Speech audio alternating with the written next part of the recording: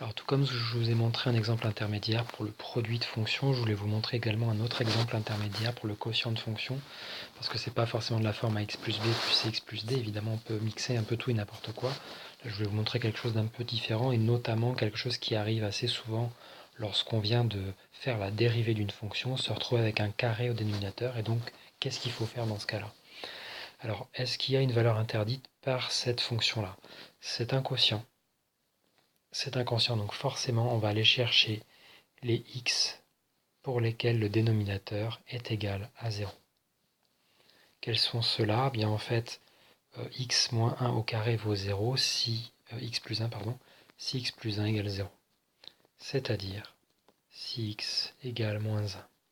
Attention, cette valeur-là sera interdite à la fin pour le signe final de ce quotient.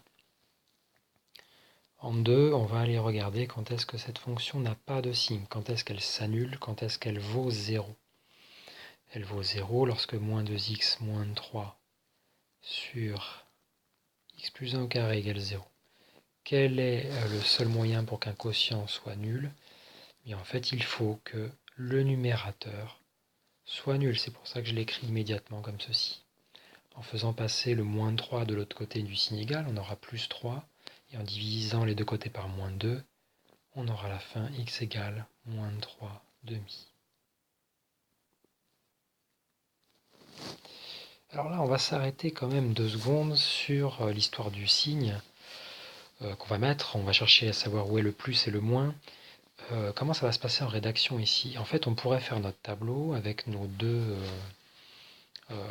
lignes qui concerneraient 1, la fonction moins 2x moins 3, et 2, la fonction x plus 1 au carré, un petit peu comme on a fait avant. Simplement ici, on voit en fait que x plus 1 au carré sera toujours positive sur R.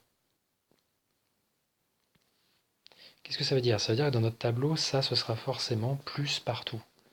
Vous avez remarqué, quand on fait moins fois plus ou moins divisé par plus, ça fait moins. Et quand on fait plus fois plus ou plus divisé par plus, ça fait plus. C'est comme si le plus, en fait, n'avait aucune incidence. Donc du coup, ici, on dira simplement que f est du signe de moins 2x plus 3. J'aurais pu mettre car avec la ligne du dessus, mais bon, vous avez compris. On dit en fait que la ligne du dessus est toujours plus. Donc du coup, elle n'aura aucune influence sur le signe de moins 2x plus 3. Du coup, notre tableau, il peut se résumer à ceci. Simplement, quand vous faites ça, n'oubliez quand même pas une chose, c'est que vous avez une belle valeur interdite. Autrement dit, la première chose qu'on fait, c'est de rappeler le domaine de définition. Autrement dit, la présence de la valeur interdite. Cette fonction indique qu'elle a été définie sur moins l'infini, moins 1 plus l'infini. N'oubliez pas que vous avez travaillé en étape 2. Et ce travail doit être porté dans l'ordre ici, dans la ligne des x.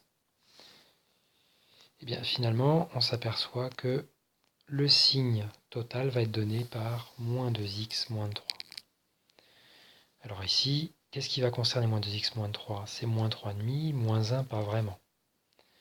Le a ici est négatif, donc on va avoir une alternance plus, moins. On va passer directement au signe de la fonction, c'est-à-dire le quotient. Le signe du quotient, donc, il va être influencé par la présence du moins 3,5. En fait, du coup, si on le remplace x par moins 3,5, il n'y aura pas de signe. Et attention, n'oublions pas notre moins 1 qui est là pour dire que, attention, on n'a pas le droit de remplacer ça. Remplacer x par moins 1, sinon la calculatrice va vous afficher erreur. Et il ne nous reste qu'à reporter simplement le signe qu'il y avait au-dessus, puisqu'on a dit que f est du signe de moins 2x moins 3. Alors oui, vous m'aurez certainement corrigé quand je l'ai écrit, mais je le corrige ici. Regardez, c'est magnifique.